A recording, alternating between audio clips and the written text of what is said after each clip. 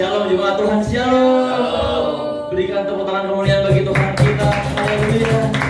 Success people, I grow, I grow, I glorify. President people say, I grow, I grow, I glorify. Berikan tepuk tangan kemuliaan bagi Tuhan kita sekali lagi. Haleluya, haleluya, haleluya. Selamat datang di berbagai ibadah Global Center. Sama-sama kita sembah Tuhan, amin. Sama-sama kita puji Dia, amin. Sama-sama kita bersorak bagi nama Tuhan, amin. Yang percaya katakan amin. Yang percaya katakan yes. Sekali lagi berikan tepuk tangan bagi Tuhan kita. Sorak-sorai bagi Tuhan kita. Haleluya.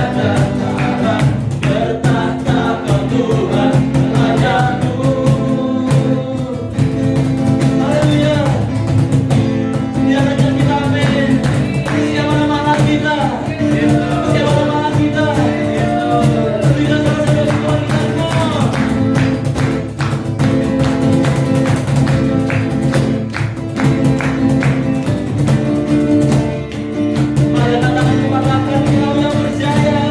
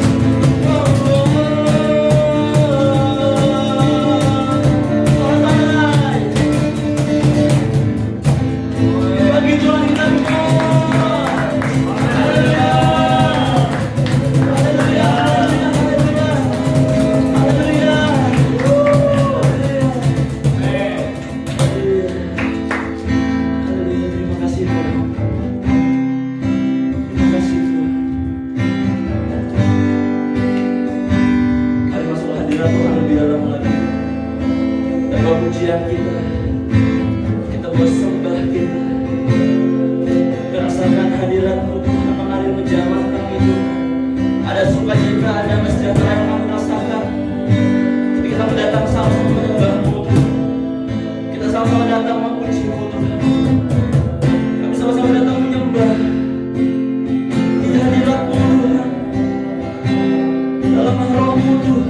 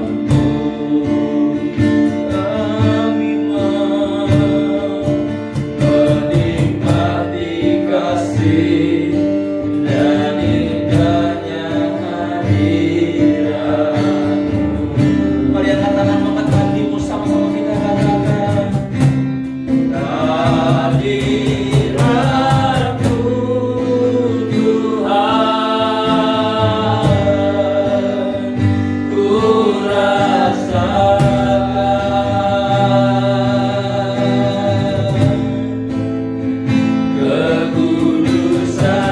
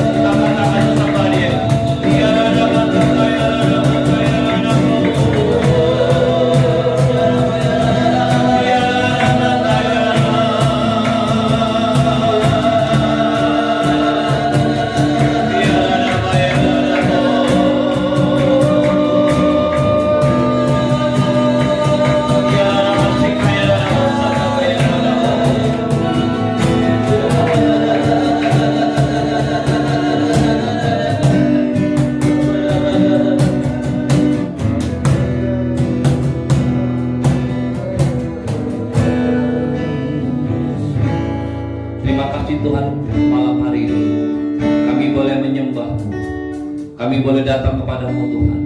Dan kami tahu saat kami datang kepadamu, kami masuk dalam hadirat kuasa-Mu turun ke atas setiap kami. Dimanapun kami berada malam hari ini, dimanapun kami mengikuti acara ibadah ini, baik secara langsung maupun tunda, kuasa Roh Kudus yang bekerja di tengah-tengah kami. Amin.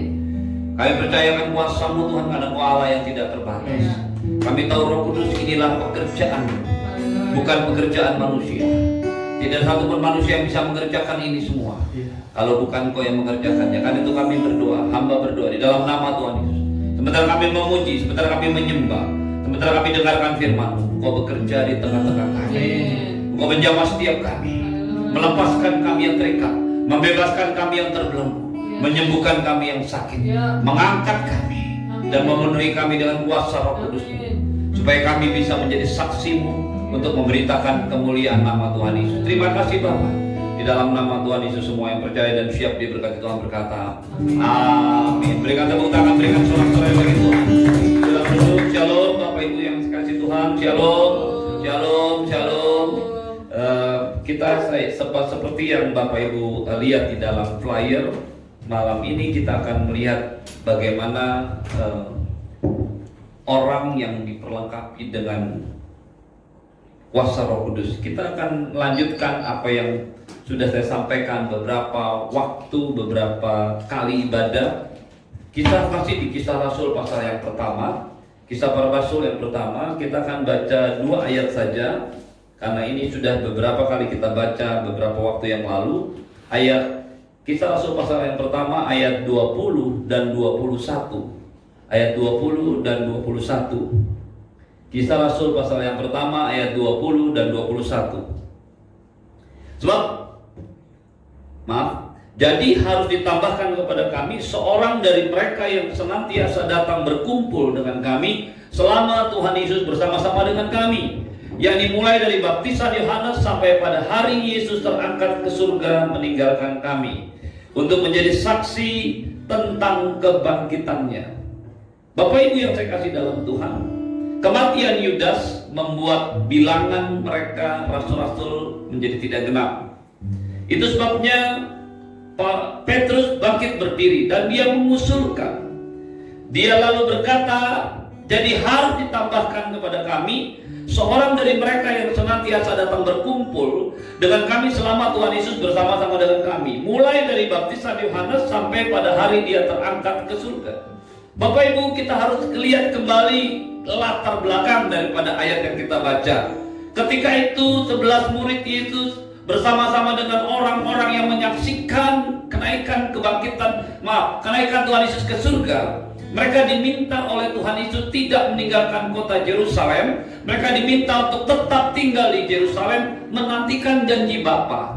Dan janji Bapa itu seperti yang saya katakan pada Bapak Ibu sekalian, seperti yang sudah saya sampaikan, bukan tentang Roh Kudus yang ada dalam hidup mereka. Kenapa? Karena sebenarnya Roh Kudus itu sudah turun ke atas 11 murid. Tetapi janji Bapa itu dikatakan di dalam ayat Kisah Rasul 1 ayat 8, waktu murid-murid kembali bertanya, Tuhan, maukah Engkau pada masa ini memulihkan kerajaan bagi Israel? Lalu Tuhan Yesus menjawab, Engkau tidak perlu mengetahui masa dan waktu yang ditetapkan Bapa, tetapi kamu akan menerima kuasa kalau Roh Kudus turun ke atas kamu, dan kamu menjadi saksiku di Yerusalem, Yudea, Samaria, dan sampai ke ujung bumi. Berarti mereka ada di Yerusalem, mereka berdoa kembali dari Bukit Zaitun, mereka kembali ke Yerusalem, mereka berdoa di situ karena mereka taat kepada firman, kepada apa yang disuruh oleh Tuhan Yesus. Mereka menantikan janji Bapa, dan janji Bapa itu adalah turunnya kuasa Roh Kudus. Amin. Nah, Bapak Ibu yang saya kasih dalam Tuhan, saya mau Anda dan saya kita mengerti betul hal ini, sehingga pada waktu Petrus bangkit berdiri dan dia berkata kepada teman-temannya, dia berkata kepada saudara-saudaranya, hey, kita harus tambahkan, kita harus cari satu orang yang bisa menggantikan posisi Yudas, dengan alasan yang sudah saya sampaikan pada hari Rabu. Tetapi Bapak Ibu sekalian, menarik buat kita mengerti bahwa persiapan ini adalah persiapan menuju Kisah Rasul pasal yang kedua, yaitu pencurahan Roh Kudus secara besar-besaran, kuasa Roh Kudus secara besar-besaran dicurahkan pada mereka. Amin. Nah, malam ini saya mau Bapak Ibu sekalian, kita memahami persyaratan apa lebih detail, persyaratan apa yang diberikan, yang diminta oleh Petrus untuk menggantikan posisi Yudas. Mengapa ini penting? Karena dari sini kita mengerti siapa sebenarnya rasul-rasul yang 11 itu. Halo? Ya. Ingat, yang akan digantikan adalah posisi Yudas. Yang akan digantikan adalah posisi rasul-rasul yang 12 itu. Artinya, kalau mereka, Petrus, minta syaratnya dipenuhi, maka itulah kondisi mereka. Apa itu syaratnya Bapak Ibu sekalian? Sederhana saja sebenarnya. Bacanya sederhana, tapi ngelakuinnya tidak sederhana.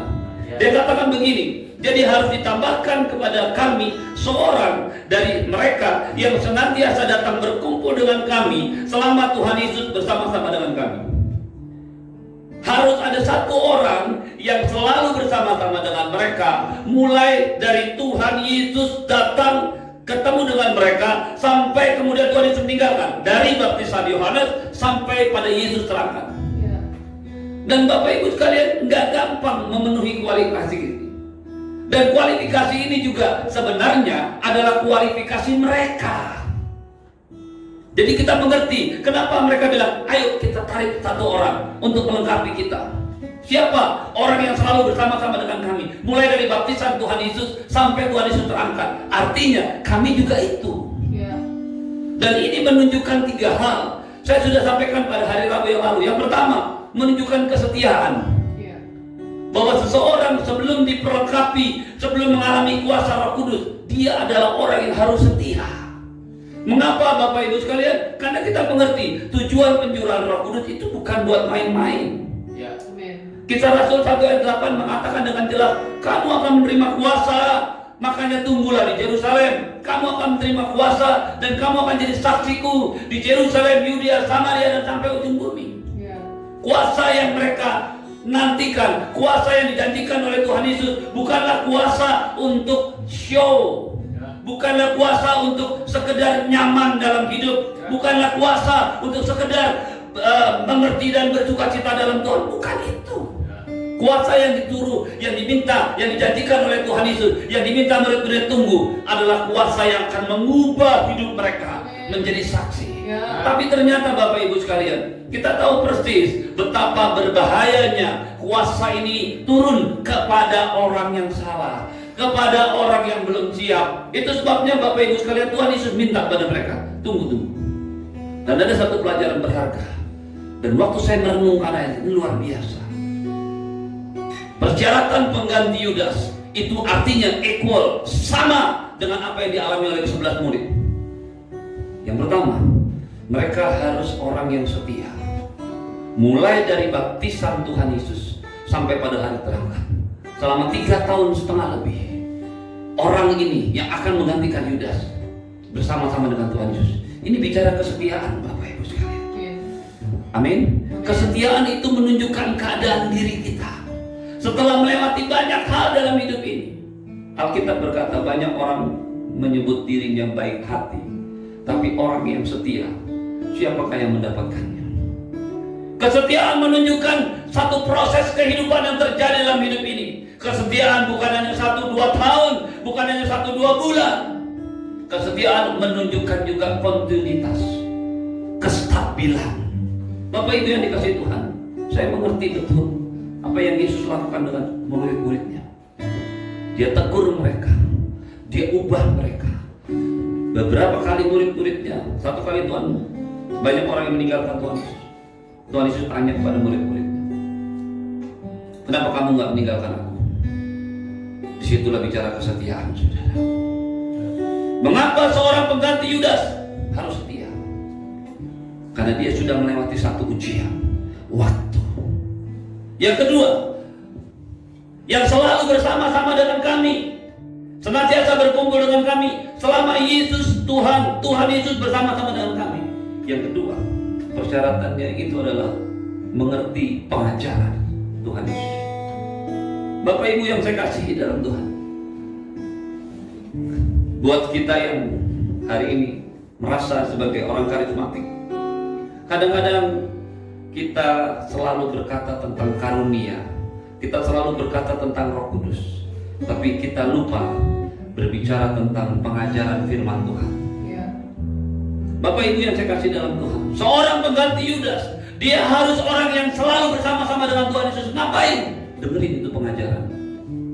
Dan malam ini saya mau kasih tahu Bapak Ibu, saya mau sampaikan kepada Bapak Ibu sekalian.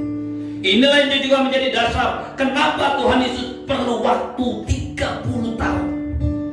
Sementara pada waktu dia berusia 12 tahun, dia datang ke bait Allah dan dia sudah bisa bersoal jawab dengan para ahli Taurat.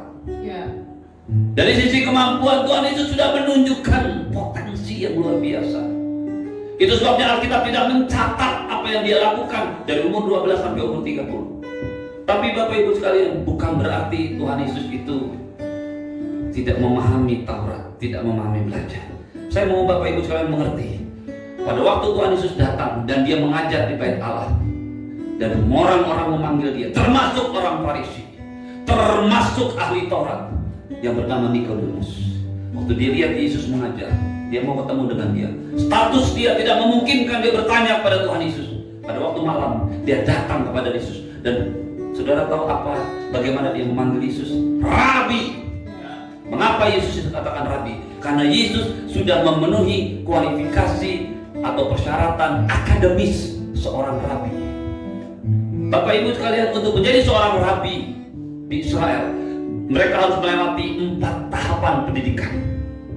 Yang pertama, pada saat berusia 5 tahun, mereka akan mulai belajar 5 tahun yang namanya Mikra. Mikra itu adalah kanon dalam Alkitab Ibrani. Kalau teks Ibrani tradisional disebut dengan Masaret, maka Mikra ini adalah satu tanda, satu kanon Alkitab bahasa Ibrani yang asli yang pertama. Dan 5 tahun setiap orang Yahudi mereka akan belajar itu. Tahapan yang kedua, pada waktu dia berusia 10 tahun, dia akan masuk belajar yang namanya Mishnah. Apa itu Mishnah? Mishnah adalah catatan tulisan dari hukum lisan Taurat, dari orang-orang Yahudi, dari generasi ke generasi, dari waktu ke waktu. Jadi umur 10 tahun dia sudah belajar catatan tulisan dari hukum lisan Taurat. Itu sebabnya menjelaskan kepada kita kenapa umur 12 tahun Tuhan Yesus sudah bisa bersoal jawab. Yang ketiga, umur 13 tahun, 12 tahun, 13 tahun kalau dihitung sekarang. Terakhir kami ke Israel, kami melihat sendiri anak pria usia 13 tahun mulai masuk ke tempat di mana tembok ratapan dan diiringi dengan musik. Waktu kita bertanya itu apa, ternyata mereka masuk mulai membaca Talmud seperti ini. Umur 13 tahun dia harus belajar Talmud, yaitu catatan tentang diskusi para rabi yang berkaitan dengan hukum Yahudi, etika, kebiasaan, sejarah. Talmud mengandung 2. Yang pertama Mishnah tadi, hukum lisan. Yang kedua Gumara. Apa itu Gumara? Gumara adalah diskusi-diskusi tentang lisan. Anda bisa bayangkan, umur 13 tahun mereka mulai belajar. Setiap orang Yahudi melewati 2 tahapan pertama sampai dengan yang ketiga. Tapi kalau dia mau mengajar di bait Allah, dia mau mengajar di depan umum, maka dia harus masuk ke satu tahapan yang keempat yang disebut dengan Midrash. Dari bahasa Aramaik yang turun ke dalam bahasa Arab, madrasah. Dalam bahasa Ibrani itu adalah Midrash. Midrash dimulai pendidikan pada saat dia berusia 20 tahun. Dia mulai belajar, meneliti apa yang dia pelajari. Penelaah kitab secara homiletik, secara hermeneutik. Ini menyangkut pengajaran tentang tafsir cerita Alkitab di luar pengajaran agama. Dan itulah yang dilakukan oleh Tuhan Yesus pada waktu dia berusia 20 tahun. Pada waktu dia mulai melayani, dia mengajar dengan Talmud, dengan Mikra, dengan Madrasah, tahapan yang sudah 4 tahapan yang sudah dilewati. Jika pada waktu dia mengajar, semua orang takjub, inilah benar. Kapan seorang dia panggil rabi? Kalau dia memenuhi 2. Yang pertama, dia mengumpulkan murid, pengikut yang diajar. Yang kedua, dia bisa memagari Taurat, mempertahankannya dengan pengajaran. Berarti pada waktu Tuhan Yesus mulai mengajar, dia bukan hanya mengandalkan keilahiannya, tapi dia juga mengandalkan persiapannya. 3,5 tahun itulah yang dilakukan dengan murid-muridnya. Bapak Ibu sekalian, kalau Anda dan saya membaca kitab-kitab sinopsis, Matius, Markus, Lukas, Yohanes, maka saudara akan lihat sebenarnya apa yang Tuhan Yesus ajarkan itu tidak terlalu banyak. Dan Anda bisa bayangkan, Anda mungkin bertanya, apa yang dilakukan selama 3,5 tahun dengan murid-muridnya? Saya mau berkata, ada seorang penafsir Alkitab yang berkata, dia mengajarkan murid-muridnya midrash tadi, tapi di luar bait Allah. Dia mengajarkannya dengan aplikasi yang luas. Jadi Bapak Ibu sekalian, kenapa kita jadi mengerti pada waktu Petrus mulai berdiri dan dia berkata kepada teman-temannya, harus ada satu orang yang bisa menggantikan Yudas. Siapa dia? Dialah orang yang selalu mendengar pengajaran Tuhan Yesus. Halo? Disinilah masalah sering terjadi Bapak Ibu sekalian. Banyak orang hanya melihat kepenuhan Roh Kudus sebagai sebuah persyaratan, tapi sebenarnya tidak. Diperlukan pemahaman yang komplit menyeluruh tentang firman Tuhan. Diperlukan sebuah frame yang jelas. Bagaimana Kejadian sampai Wahyu itu ada dalam diri saya dan saudara. Mengapa ini harus terjadi? Kalau itu tidak terjadi, saudaraku, pada waktu Anda dan saya menerima, saya tidak mengatakan ini sebagai sebuah persyaratan menerima kuasa Roh Kudus. Karena Kisah Rasul 10, Kisah Rasul 19 menyatakan bahwa Roh Kudus juga dicurahkan dengan bebas kepada setiap orang yang percaya pada Tuhan. Tapi saya mau menyampaikan sesuatu. Pada waktu murid-muridnya ini memilih satu orang, dan orang itu adalah orang yang melayani Tuhan, maka sebelum mereka dipenuhi dengan kuasa, mereka juga harus dipenuhi dengan 3 hal. Yang pertama, kesetiaan. Yang kedua, pengetahuan, pengajaran yang menyeluruh, yang komplit, yang lengkap. Bapak Ibu sekalian, saya tidak mengatakan Anda hafal semua, saya pun tidak hafal semua. Tapi paling tidak engkau mengerti apa yang Tuhan maksudkan. Jika engkau tidak salah membagi perjanjian lama dan membagi yang baru, saya mau katakan di dalam nama Tuhan Yesus, Bapak Ibu sekalian, Alkitab yang Anda dan saya punya, ini adalah firman Allah. Ini bukan Alkitab, bukan berisi firman Tuhan, tapi Alkitab ini adalah firman Tuhan. Semuanya. Itu sebabnya di dalam kitab Wahyu, terkutuklah orang yang menambahkan atau mengurangi. Mengapa saudaraku? Karena kita tidak boleh menambah dan mengurangi. Karena ini adalah firman Allah, mutlak diilhami oleh Roh Kudus. Malam ini saya mau katakan kepada Anda dan saya perlu punya pengalaman pengajaran dengan Tuhan. Anda perlu pemahaman pengajaran firman yang benar. Anda perlu mengerti apa yang Tuhan maksudkan mulai dari Kejadian sampai Wahyu. Dan baru kita dilengkapi dengan kuasa. Yang ketiga, yang pertama tadi kesetiaan, yang kedua pengajaran, yang ketiga Tuhan Yesus, Petrus berkata, mereka yang ada bersama-sama dengan kami, mulai dari baptisan Yohanes sampai hari dia terangkat, ini juga berbicara sebuah pengalaman rohani. Amin. Sebuah pengetahuan tanpa pengalaman sia-sia. Sebuah pengalaman tanpa pengetahuan berbahaya. Anda dan saya mesti lengkap. Anda dan saya mesti menunjukkan kesetiaan kita. Anda mesti menunjukkan bahwa saya mengerti firman Tuhan. Itu sebabnya Bapak Ibu sekalian, sejak 4 tahun yang lalu Tuhan bangunkan saya pagi-pagi, dan saya mendengar suara jelas sekali di telinga saya. Kamu harus menyiapkan jemaat yang kamu layani, membaca dan merenungkan firman Tuhan. Saya renungkan itu. Saya katakan kepada Tuhan, saya katakan kepada Roh Kudus, saya sudah mengajar mereka. Bukan itu yang saya maksud. Bangunkan mereka setiap pagi, bawa dan renungkan firman Tuhan. Maka itulah yang saya lakukan sejak Oktober 4 tahun yang lalu sampai dengan hari ini. Setiap pagi saya membuat sebuah bahan renungan yang menjadi sebuah bahan saat teduh. Saya siapkan itu setiap pagi. Tidak pernah saya siapkan malam sebelumnya atau 2 atau 3 hari sebelumnya. Malam pagi saya bangun, saya mulai menyembah Tuhan, saya mulai merenungkan firman Tuhan, dan saya mulai membagi firman Tuhan, renungan buat setiap jemaat. Tujuannya untuk apa? Supaya Anda dan saya juga siap. Mengapa Bapak Ibu sekalian? Karena akhir zaman ini, menjelang kedatangan Tuhan Yesus, akan ada pencurahan Roh Kudus besar-besaran. Kitab Yoel sudah menubuatkan, Kisah Para Rasul sudah menubuatkan, akan ada pencurahan Roh Kudus besar-besaran. Dan saya percaya itu sedang terjadi. Karena ini adalah kegenapan menuju kedatangan Tuhan Yesus yang kedua. Dan dia akan menjemput mempelai gerejanya untuk siap bersanding dengan dia. Gerejanya yang seperti apa? Gereja yang tanpa cacat dan celah. Itu sebabnya Bapak Ibu sekalian, Anda dan saya juga harus menunjukkan 3 hal ini dalam hidup kita. Sebelum Anda dan saya diperlengkapi dengan kuasa, yang pertama, kita harus setia. dalam semua keadaan. Bukankah hari-hari ini Anda dan saya belajar setia? Saya mendengar ada beberapa rekan hamba Tuhan yang melayani, mereka bilang begini, kita nggak yakin ya setelah nanti kita bisa ibadah lagi, apakah jemaat yang selama ini sudah beribadah bersama-sama akan kumpul lagi. Oh, itu benar saudara, karena itu membutuhkan kesetiaan saudara. Anda bayangkan terakhir kita beribadah awal minggu kedua Maret sampai dengan hari ini, dan kita tidak tahu yang pasti sampai dengan akhir bulan ini kita belum bisa beribadah tatap muka.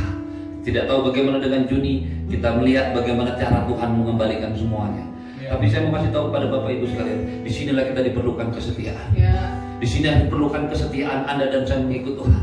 Dan kalau kita lihat murid-murid Tuhan membuktikan kesetiaan mereka. Dari semua rasul-rasul, Bapak Ibu sekalian, mereka mati tanpa kehilangan kehormatannya. Mereka mati menjadi martir. Mereka mati dalam posisi yang menyembah Tuhan dan mati dengan cara yang menyedihkan. Tapi mereka tetap setia. Petrus bahkan tidak mau mati, disalibkan sama seperti gurunya, sama seperti Tuhan Yesus, karena dia merasa tidak layak. Tradisi Kristen mengatakan Petrus dibaptis, Petrus disalib dengan cara kepala di bawah, karena dia tidak merasa layak untuk sama dibaptis dengan gurunya. Mengapa itu terjadi? Karena kesetiaan mereka teruji.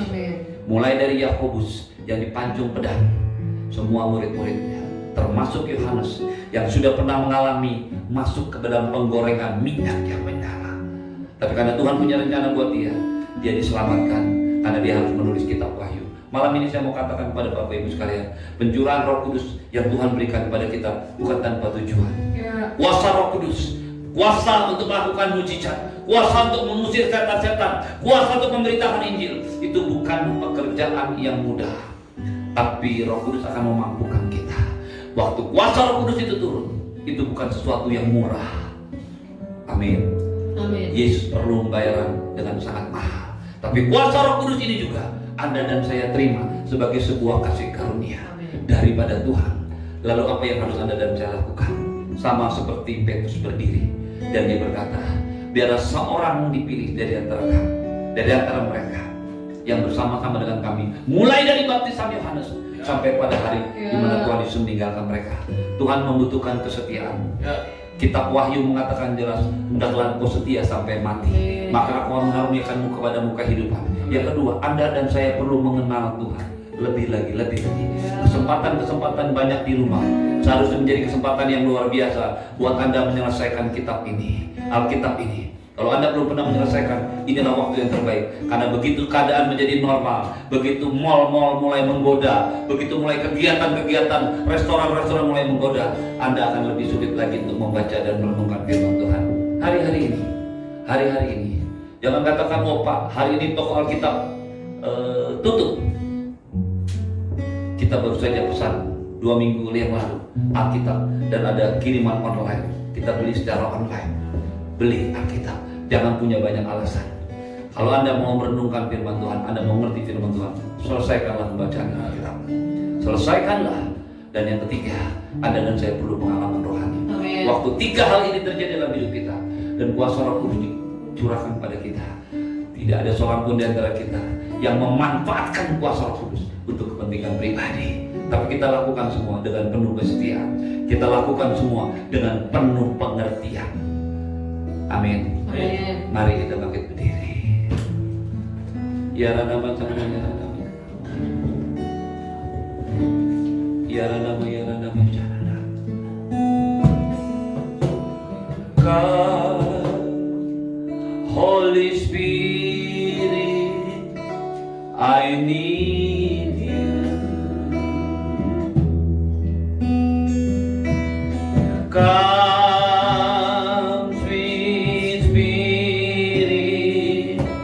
I pray,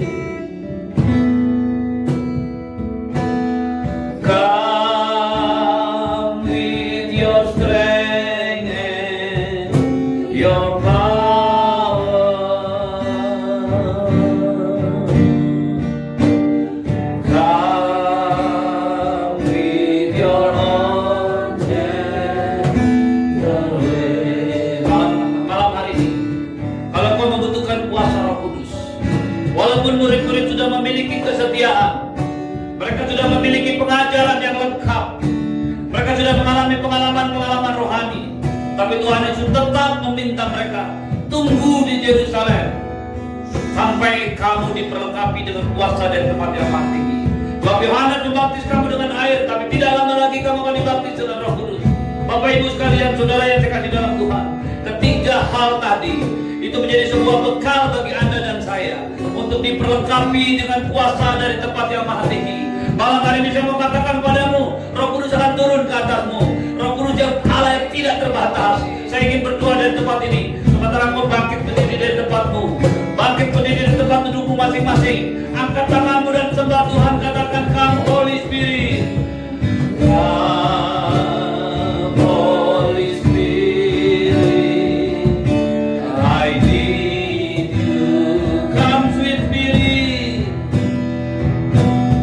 Come sweet Spirit. I come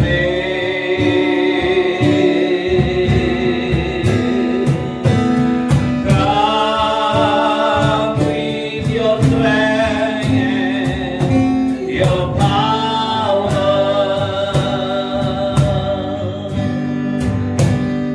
Come with your tender way. Dengan segera hatimu katakan, Come Holy Spirit. Come Holy Spirit. I need you. Datang kepada Tuhan malam hari ini. Biarkan Roh Kudus menjawab. Come sweet Spirit. I pray.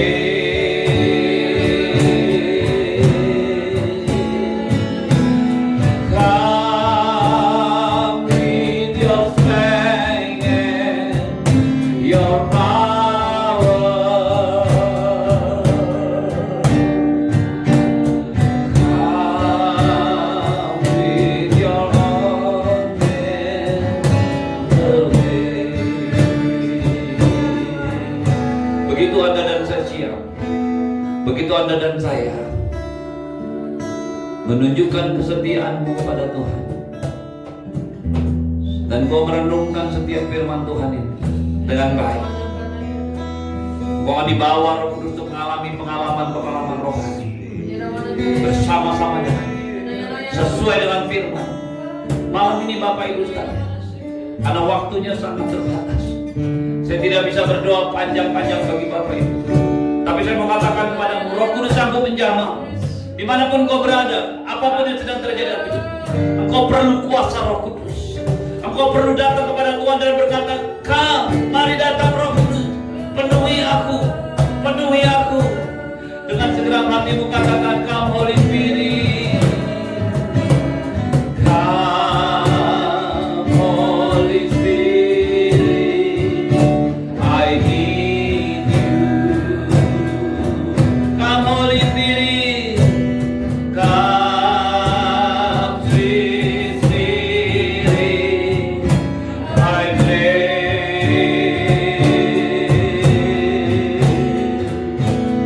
Come with your strength and your power.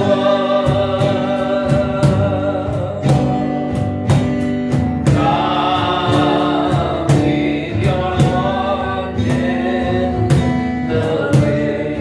Kita akan sama-sama ambil bagian dalam perjamuan kudus. Mari siapkan roti dan anggurmu.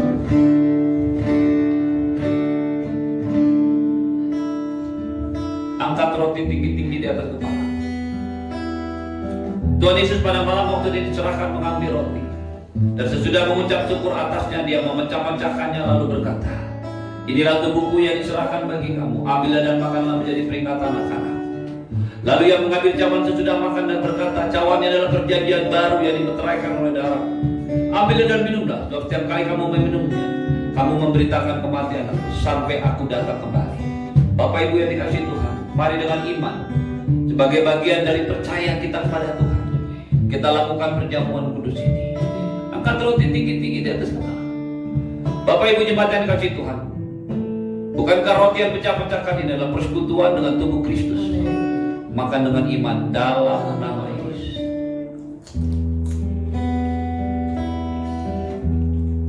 Angkat anggurmu tinggi-tinggi. Bapak Ibu jemaat yang dikasihi Tuhan, bukan kacauan yang atasnya kita ucapkan syukur adalah persekutuan dengan darah Tuhan Yesus. Amin. Mari kita minum bersama-sama dalam nama Yesus. Naikkan ucapan syukur. Ya nama sabda kaya nama. Sebelum saya berdoa mengakhiri ibadah malam hari ini, saya ingin berkata kepadamu, kalau kau merindukan kuasa Roh Kudus, setelah kau mengerti ini, ambil satu keputusan. Aku mau Tuhan, aku mau dipenuhi dengan kuasa Roh Kudus. Selesai ibadah ini, kau datang kepada Tuhan, berdoa di tempatmu masing-masing, masuk ke kamar, berkata kepada Tuhan, Tuhan aku perlu kuasa itu. Tapi sebelum itu terjadi Bapak Ibu, saya ingin mengulangi lagi, kau perlu kesetiaan, kau perlu pemahaman yang benar tentang firman Tuhan, dan kau perlu pengalaman rohani bersama-sama dengan Tuhan. Waktu Roh Kudus dicurahkan atas hidupmu, kau akan penuh dengan kuasa. Amin. Dan menjadi saksi di Yerusalem, Yudea, Samaria, dan sampai ke ujung bumi, di rumahmu, di lingkungan pekerjaan bisnismu, sekolah, bahkan ke tempat-tempat yang lain. Mari angkat tanganmu, katakan, Come, Holy Spirit, I need you. Come, sweet Spirit, I pray. Mari angkat tanganmu pada Tuhan.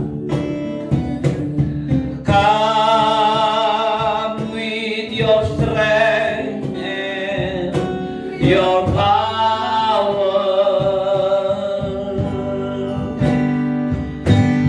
Come with your little way. Mari angkat hatimu kepada Tuhan. Come,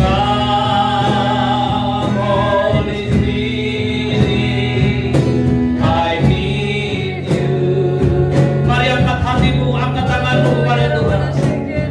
Come, sweet Spirit, I pray.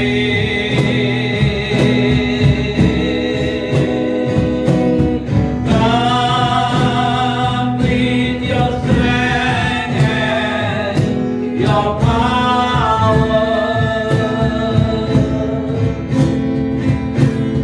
Come with your gentle ways. Sekali lagi kita katakan dengan segenap hatimu.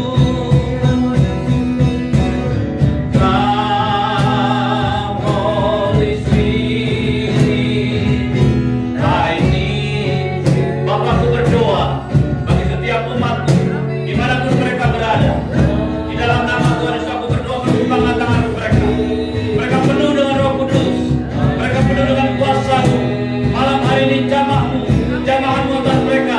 Roh Kudus, jamah setiap orang yang menyaksikan tayangan ini secara langsung maupun tunda.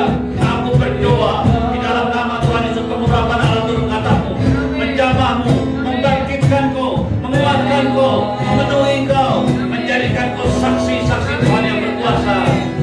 Ya rada basah kaya rada bayar rada bayar rada bayar. Come with your strength and your power. Come with your gentle way. Arahkan hatimu kepada Tuhan dan terimalah berkat yang berlimpah-limpah dari Bapa di surga, cinta kasih dari Tuhan Yesus, penyertaan yang sempurna dari Roh Kudus, menyertai hidupmu, memenuhi hidupmu, menjadikan kau saksi-saksi yang berkuasa, yang dipenuhi dengan urapan Allah, yang dipenuhi dengan kuasa dari tempat yang maha tinggi. Malam ini dan sampai selama-lamanya, berjalan bersama-sama dengan Roh Kudus, dipenuhi dengan Roh Kudus, dan berjalan dengan kuasanya. Di dalam nama Tuhan Yesus, semua yang percaya katakan amin. Selamat malam, Tuhan Yesus memberkati. ibadah selanjutnya. Shalom.